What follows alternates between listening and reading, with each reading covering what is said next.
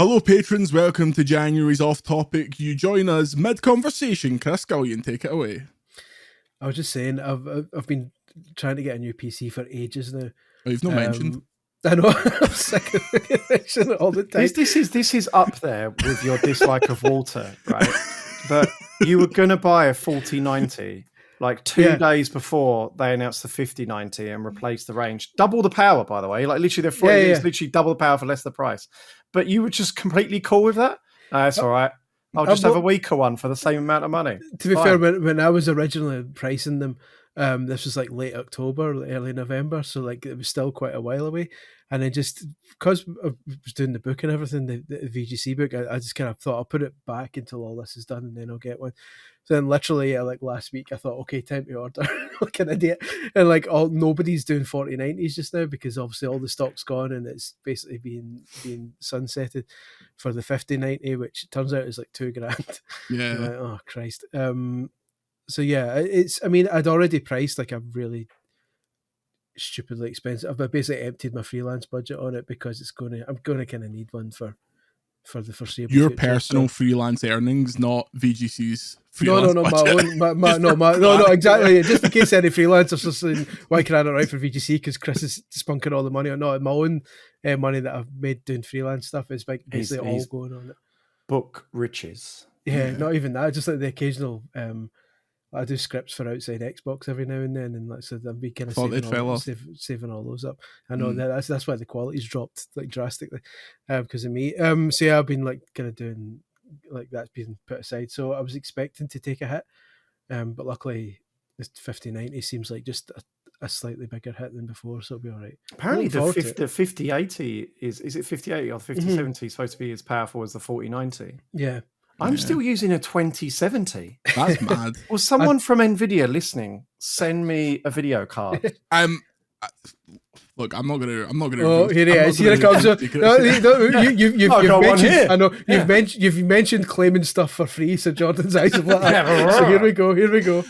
I'm just saying that the press have had the 50 series cards for some time now, and apparently they weren't too difficult to get their hands on. So maybe we'll have a conversation off mic. I mean, I can't do anything. I can't just shove it in my laptop's arse and expect it to work. But we'll see. This is my thing. I'm famously not famously because I'm literally just telling you now, and nobody knows. But in my head, I'm famously terrified of messing about with PCs because I know I'll do something wrong. So even if I was to be sent a 5090, I wouldn't be comfortable with that. I would rather pay for something. The thing is, I'm more bothered about general performance. Anything like my PC. Yeah. I bought this PC to launch VGC, so it'll be 6 years old, probably next month actually. Yeah. And it's starting to get to the stage where you have to decide which Chrome tabs you're going to have open. Yeah. Like, that website's particularly RAM heavy. Yeah. I'll have to close that tab. See, I bought mine about a year before I started at VGC, and at the time I didn't know I was obviously I was doing freelance stuff, and I thought, well, I'm never going to review PC games, so I'll just get a mid-range one. So I've had a mid-range one since before I joined VGC, and now we're getting stuff like the killer for me was when Funko Fusion turned up, and I couldn't even run that. Oh, the killer app! Everyone was wanting that 4K Funko footage. I'm like, I can't run this. This is garbage, and it's at the point now when I'm capturing footage with my internal card that the footage is jumping and skipping and stuff because the hard drive can't keep up with the 4K. It's getting to a stage where my webcam's starting to jump. It is. That's why you're not making any drastic movements because it's so struggling. Fans can watch the tech degradation of VGC continue over the next couple of weeks. I'm conscious, and I'm to blame for this. That we're 4 minutes in, and all we've spoken about is tech and video games on an off-topic podcast. So look, off-topic can also stop talking about video games. Off-topic can also mean things that if we talked about in the main podcast, people would fall asleep. So all good for me. It is the we're getting back to work. Chris isn't even properly back to work. Andy never stopped working. How are we feeling at the start of January? Have you started some kind of weight loss exorcism again, Andy, where you're only eating farm foods chicken, or how's it going? Probably I'll probably be less militaristic this year. I'm still a good stone and a bit down from what I was this time last year. So it's good. So in the routine I'll be.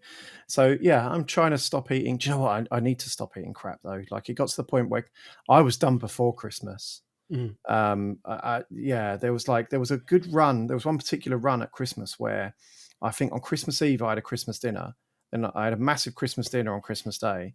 Then on Boxing Day we went for a steak.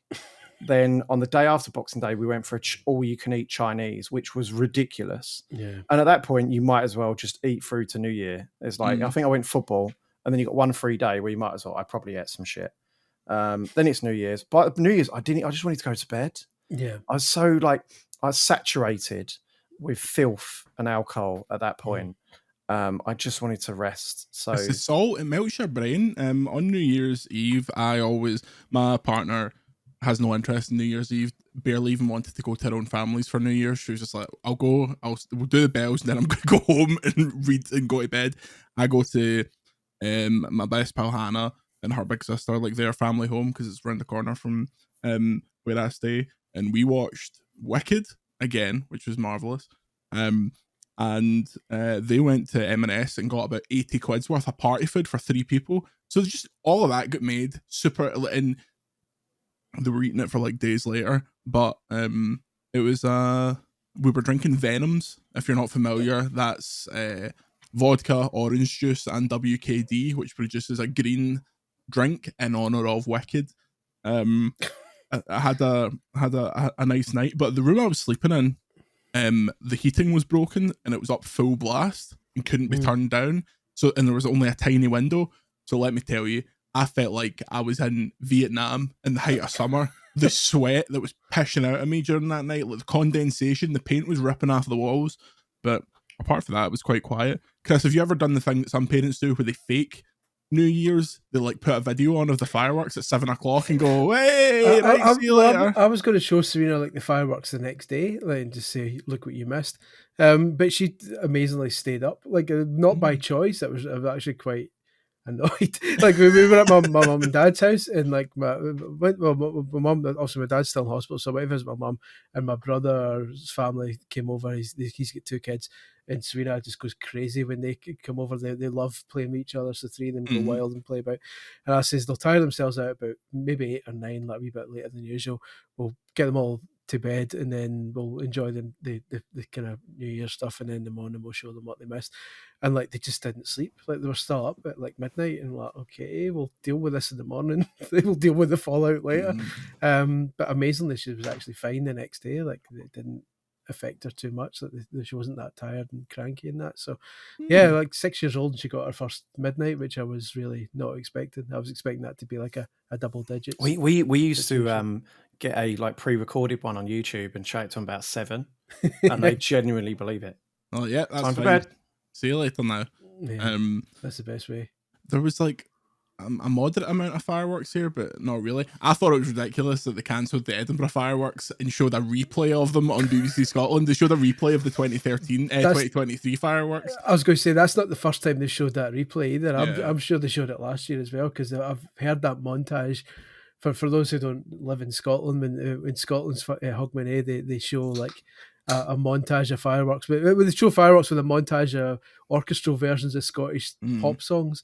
And I'm sure they've done that 3 or 4 times now, that same thing. And it's like, yeah, we get it. The idea is that the piper's standing on the ramparts at Edinburgh Castle, and they fire the gun to set it to midnight. And instead it just cut to a small message being like, due to the weather, due to a little bit of rain in Scotland, we're not going to do this. And then you saw people on TikTok that were in Edinburgh just like, yeah, well, it's a bit windy, but that's about... All the pubs would have been rubbing their hands. In 2003 they did it. The one time I went actually in Edinburgh city centre to celebrate New Year's, they cancelled it in 2003 because of a potential terrorist attack. What did you say? What were you posting on the Nintendo forums? Listen, I just speak my mind. Yeah. So everyone just descended into Rose Street, which is parallel to Princess Street. It just went into all the pubs. So like the pubs were like rubbing their hands. They were absolutely packed. So it's still a good night. But yeah, I would imagine that's what happened then as well. Changing gears slightly, Andy, I told you earlier that I've received my hotel information for a forthcoming trip. and you said it was famously the worst hotel in this area. So I want to ask both of you gentlemen, worst hotel experiences. Andy, can you kick us off with your worst hotel experience? Future Publishing famously used to. Yeah, they used to compete for who could put us in the worst hotel. I say compete. They had one particular person did the booking, and I don't think they were particularly bothered about our well-being. Not even to save money or anything like that either, because they definitely weren't saving money. Because once I literally took the budget and booked on Expedia and saved them like about $1,000. Yeah. They used some rip-off corporate travel agent and put us in these absolute hellholes. There was one GDC where they put me in what I can only describe as the motel where they find the body in CSI, Nice. like at the start of the episode, like one of those drive-in motels. And the colleague that I was with at the time was just like, thought it was really funny, like, ha ha ha, we're gonna die, like, and the door wouldn't lock, and he was genuinely talking about shifts for who'd sleep against the door while the other one slept in the bed, and I just fucking left and checked into my own hotel. That was San Francisco as well, so you don't mess about in San Francisco. The worst one I was in was I went to Gamescom this year, but the time before when I went to Gamescom was way back the early days, so it must have been about 2008-ish, 2009-ish, and they put us up, like 3 or 4 of us in one room in this hotel, and this was when it was in Leipzig. And oh my god, yeah, I remember that. Was that the one? That was again Future Publishing special. Yeah, it was Future. Was that Future where we special. turned up and it was like, oh, we all had to share a bed? Yeah, and as we were driving, the taxi picked us up at the airport, which was nice of them. And as I was driving through, and you remember this is still East Germany, like parts of that still hadn't been kind of.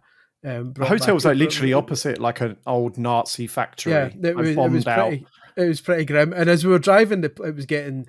The surroundings were getting worse and worse and worse. You can hear the music terrified. And I'm like, there's a point where we get out of this bit and it starts to look nice again. I always said about Leipzig, it's like Raccoon City. That's exactly what somebody said in the car in the taxis. Maybe you said it's like there's signs of life are there. Yeah, like there's moving trams and stuff, but there's like no one in them. Literally, the line was, "This looks like Raccoon City." And as soon as we laughed and said, the taxi stopped and the guy's like, "We're here." Like a flaming car went past. Exactly. But yeah, that was one of the worst. That wasn't ideal, but fun times. Yeah, character building. I've been in a few LA hotels where they have signs on the door that says "Don't turn left." Actually, that might have been San Francisco again. Actually, what a wonderful place! Yeah, all our San Francisco-based patrons. When I was in Brazil, the hotel itself was nice, but they warned us like walk one street away and you're going to get like stabbed to ribbons.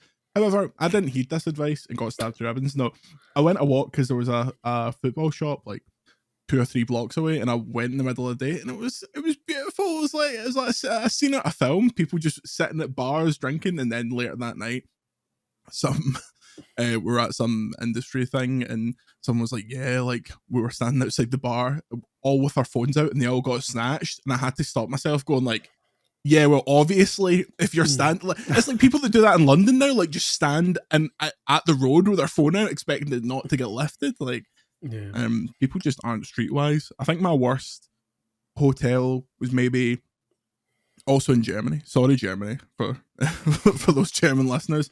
I hate this European thing where they say you've got a double bed, by which they mean 2 singles pushed together. And the singles were not pushed. Germany loves that. Yeah. That's a proper German ruse, that is. Yeah, they do. They love that. Only in Germany. We put 2 little beds together. And there was just, they weren't pushed close enough together. So there was just a hole. So I was just sleeping in this like 127 hours crevice. And then I wouldn't name what game it is because it's too recent, but the circumstances surrounding that meant that I was not best rested when we woke up for the trip home.